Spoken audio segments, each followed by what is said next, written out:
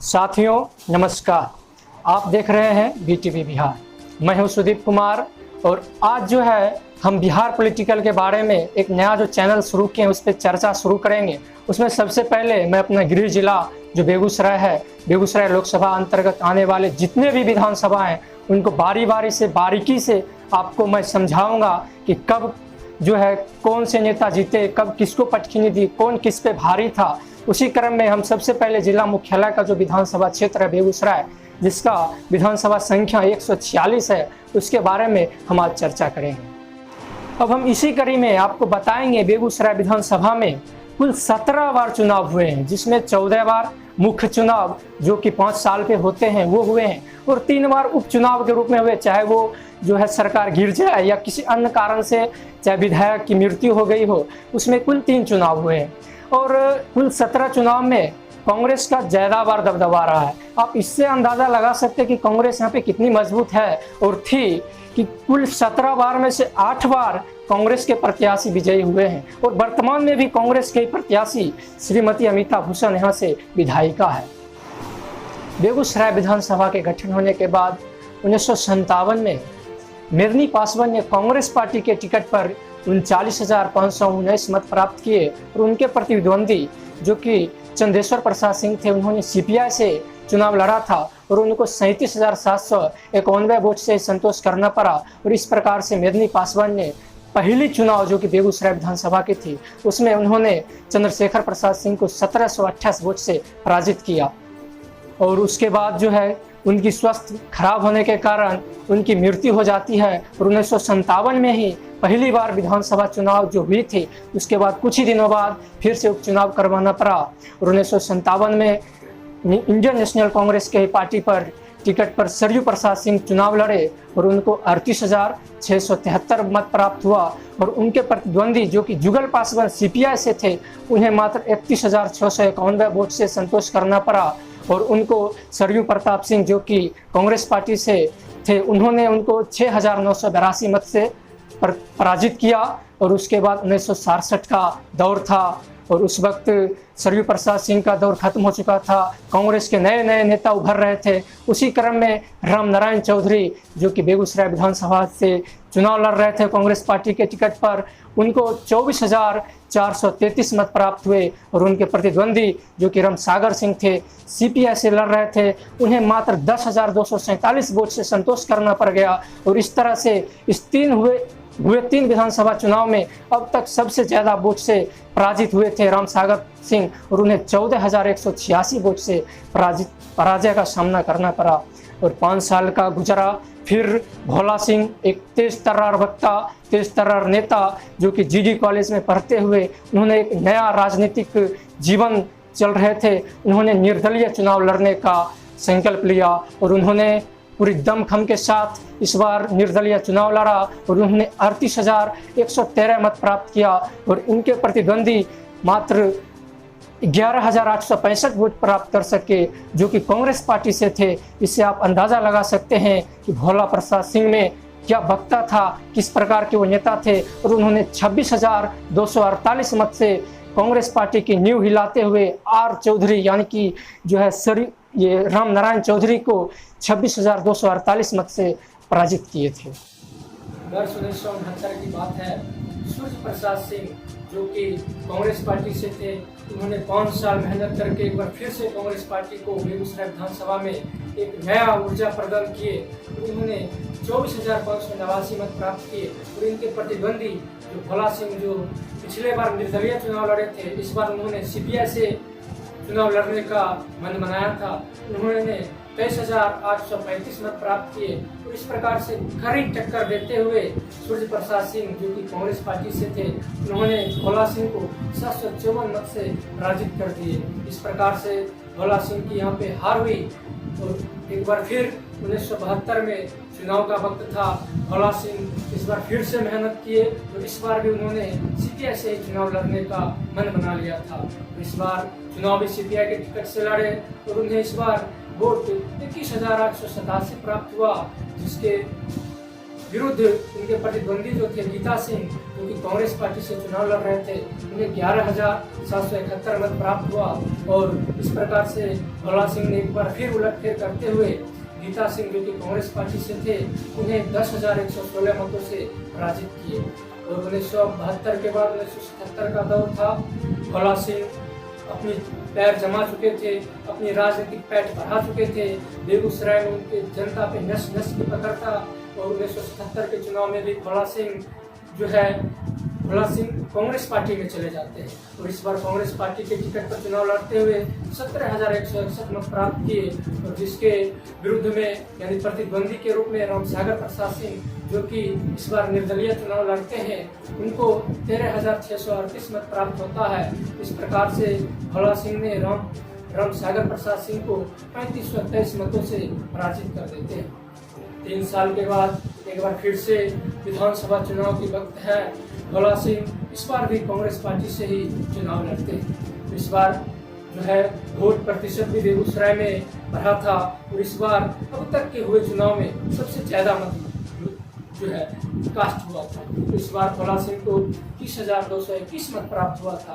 जिसके प्रतिद्वंदी में वासुदेव सिंह, जो कि सीपीएम से चुनाव लड़ रहे थे, उन्हें 24,722 मत प्राप्त हुआ। इस प्रकार से वासुदेव सिंह को 5499 वोटों से पराजय का सामना करना पड़ा। 5 साल के बाद 1985 में एक बार फिर से चुनाव आता है। भोला सिंह एक बार फिर से इंडियन नेशनल कांग्रेस पार्टी से चुनाव लड़ने का मन बनाए हुए थे। टिकट भी मिलता है। इस बार वोट पिछले साल से ज़्यादा भी मिलता है। और कुल मिलाकर इस बार उनको वोट 32,939 मिलता है। जिसके विरुद्ध में विपक्षी में, जो कि सीपीएम ने राजेंद्र प्रसाद सिंह को उतारा था, उन्हें 23,554 वोट से संतोष करना पड़ जाता है। इस प्रकार से भोला सिंह ने 9,385 वोट से राजेंद्र प्रसाद सिंह को अटकनी दी। वर्ष 1990 की बात है। पिछले 4 चुनाव से भोला सिंह ही जीतते आ रहे थे। इस बार बेगूसराय की जनता ने भी अपना मत बदलने का मन बना लिया था। और इस बार सीपीएम भी अपनी पकड़ मजबूत किए हुई थी। और इस बार सीपीएम की तरफ से वासुदेव सिंह ने चुनाव लड़ा और उन्हें 38,754 मत प्राप्त हुआ। और पिछले साल या कहे 4 बार से विधायक भोला सिंह, जो उनके प्रतिद्वंदी हुए, उन्हें 35,823 मत प्राप्त हुआ। इस प्रकार से वासुदेव सिंह ने भोला सिंह की नींव उखाड़ते हुए 3523 वोट से उन्हें पराजित कर दिया। 5 साल के बाद 1995 की बात है। राजेंद्र प्रसाद सिंह सीपीएम की तरफ से इस बार चुनाव में मैदान में थे। विपक्ष में पिछले बार की तरह ही इस बार भी कांग्रेस पार्टी ने भोला सिंह को ही उम्मीदवार बनाया था। इस बार सीपीएम पिछले बार से भी अधिक मजबूती के तौर पे उतरी थी। इस बार राजेंद्र प्रसाद सिंह ने 46,937 मत प्राप्त किए। जिसके विपक्ष में प्रतिद्वंदी के रूप में खड़े भोला सिंह को मात्र 33,840 मतों से संतोष करना पड़ा। इस प्रकार से भोला सिंह को इस बार 13,092 मतों से पराजय का सामना करना पड़ गया। 5 साल के बाद लालू युग का उदय हो रहा था, या यूं कहें बिहार की राजनीति बदल रही थी। झारखंड अलग होने वाला था। सन 2000 में चुनाव होती है। इस बार भी भोला सिंह मैदान में तो थे, लेकिन इन्होंने इस बार बीजेपी की तरफ से चुनाव लड़ा था, यानी कि पाला बदल लिए थे। कांग्रेस पार्टी से बीजेपी में चले गए थे। भोला सिंह की पहले से ही पकड़ मजबूत थी कांग्रेस पार्टी में होने के कारण, और बीजेपी भी अपनी पैर धीरे धीरे जमा रही थी। इस बार बीजेपी ने 51,502 मत प्राप्त किए। और इनके विपक्ष में सीपीआई कमली महतो को मैदान में उतारा था और उन्हें मात्र 43,152 मत प्राप्त हुआ। इस प्रकार से भोला सिंह ने सीपीआई के उम्मीदवार कमली महतो को 8350 मतों से पराजित किया। वर्ष 2005 की बात है। इस बार भी बीजेपी भोला सिंह को ही मैदान में उतारने का मन बना चुकी थी। और इस बार जो है सीपीआई अपने कैंडिडेट में कुछ बदलाव किए थे। और इस बार उन्होंने पिछड़े वर्ग से आते हुए जो नेता थे कमली महतो, उनको टिकट दिया था। इस बार भोला सिंह ने फरवरी में हुए चुनाव में उन्हें 32,052 मत प्राप्त हुआ और इनके प्रतिद्वंदी कमली महतो को 28,182 मतों से संतोष करना पड़ा। इस प्रकार से कमली महतो को इस बार भी 3,870 मतों से पराजय का सामना करना पड़ा। 2005 में किन्हीं कारणवश फिर से एक बार उपचुनाव कराने का चुनाव आयोग को नौबत आ गई, जिसके कारण 2005 अक्टूबर में एक बार फिर से उपचुनाव होती है। बीजेपी की तरफ से एक बार फिर से भोला सिंह ही मैदान में होते हैं और सीपीआई की तरफ से एक बार फिर कमली महतो ही मैदान में होते हैं। इस बार भी माहौल वही था, कैंडिडेट वही थे, पार्टी वही था, लेकिन जो है नंबर गेम बदल गया। इस बार भोला सिंह ने पिछले बार के चुनाव की तुलना में इस बार ज़्यादा मतों हासिल किए और उन्होंने इस बार 39,768 मत प्राप्त किए। इसके प्रतिद्वंदी में कमली महतो ने मात्र 27,733 मत प्राप्त किए। इस प्रकार लगातार तीसरी बार कमली महतो को हार का सामना करना पड़ा और भोला महतो ने इस बार के उपचुनाव में भी कमली महतो को 12,035 मतों से पराजित कर दिया। 4 साल के बाद भोला सिंह का बीजेपी में कद ऊंचा हुआ, इनका केंद्र में इज्जत हुआ और इस बार उन्हें लोकसभा का टिकट मिला। वर्ष 2009 की बात है, लोकसभा चुनाव सामने था और इस बार बीजेपी ने एक नया दांव खेला। इस बार बीजेपी ने बेगूसराय लोकसभा क्षेत्र से भोला सिंह को अपना उम्मीदवार बनाया और भोला सिंह भी अपनी कमर कस चुके थे। इस बार उन्हें जीतना तय माना जा रहा था और उन्होंने भोला सिंह, जो कि इस बार बाईपोल चुनाव हुआ था, उन्होंने जो है जीत गए थे लोकसभा चुनाव, जिसके कारण 2009 में एक बार फिर से बाईपोल यानी कि उपचुनाव करवाना पड़ा, जिसमें 2009 के बाईपोल में श्री कृष्ण प्रसाद सिंह को बीजेपी ने अपना उम्मीदवार बनाया और विपक्ष में सुदर्शन सिंह, जो कि लोक जनशक्ति पार्टी के तरफ से चुनाव लड़ रहे थे। श्री कृष्ण प्रसाद सिंह को 26,907 मत प्राप्त होते हैं, वही सुदर्शन सिंह 17,648 वोट ही प्राप्त कर पाते हैं। इस प्रकार से बीजेपी ने अपनी झंडा बरकरार रखते हुए एक बार फिर से सुदर्शन सिंह को पराजित करते हैं। सुदर्शन सिंह को इस चुनाव में 9,259 मतों से मुंह की खानी पड़ती है। वर्ष 2010 में फिर विधानसभा चुनाव का वक्त आता है, माहौल बदलता है, बीजेपी के तरफ से नए नए युवा नेता आते हैं। इस बार बीजेपी ने एक नया चेहरा देने का मन बना लिया था और इस कड़ी में उन्होंने एक पिछड़े वर्ग के नेता सुरेंद्र मेहता को चुना। सुरेंद्र मेहता, जो कि बेगूसराय से ही आते हैं, पिछड़े वर्ग से आते हैं, वोट बैंक उनका था, इसलिए शायद बीजेपी इस बार उन्हें टिकट दे रही थी। सुरेंद्र मेहता ने भी बीजेपी के जो मन था उस पर खरा उतरे और उन्होंने 50,602 मत प्राप्त किए।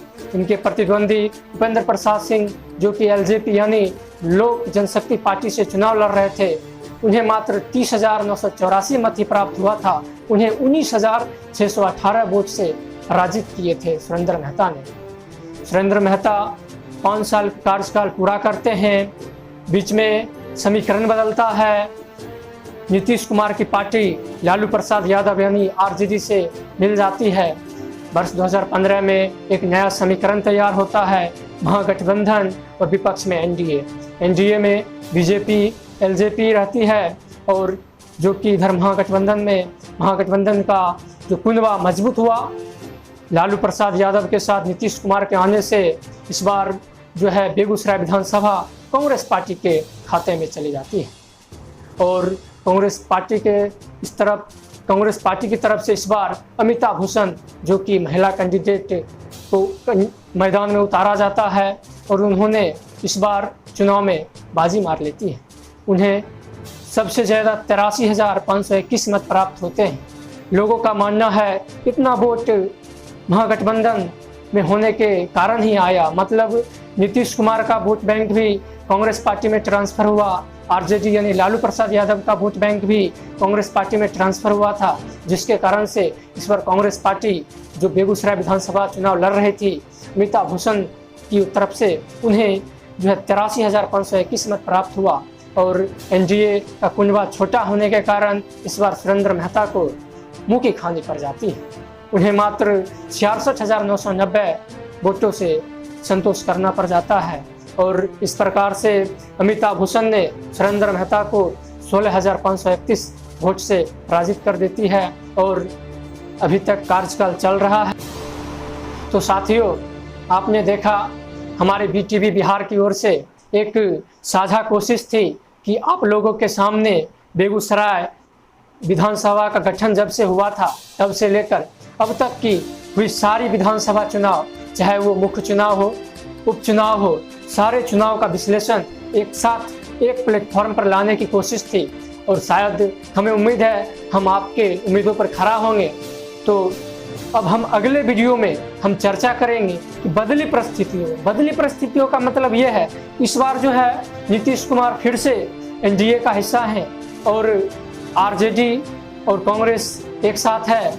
और इस बार पिछले बार जो कि RLSP NDA का हिस्सा थी, वो इस बार जो है महागठबंधन का हिस्सा है। तो हम अगले वीडियो में चर्चा करेंगे कि वर्तमान स्थिति में किस पार्टी का क्या अपनी पकड़ है इस बेगूसराय विधानसभा पर। अगर किस पार्टी को टिकट मिलता है तो कौन प्रत्याशी खड़े हो सकते हैं, और अगर वो प्रत्याशी खड़े होंगे तो किनकी जीतने की ज़्यादा संभावना है, कौन किस पे भारी रह सकता है। तो हमें उम्मीद है आपको हमारा ये विश्लेषण अच्छा लगा होगा। अगर हमारा वीडियो अच्छा लगा है तो आप लाइक करें, शेयर करें, कमेंट करें। अगर हमारा वीडियो आप YouTube पे देख रहे हैं, बेल आइकन का घंटी दबाना ना भूलें, ताकि हम अगला वीडियो जब भी अपलोड करें सबसे पहले नोटिफिकेशन आपको मिले। और हो सके तो सब्सक्राइब का भी बटन दबा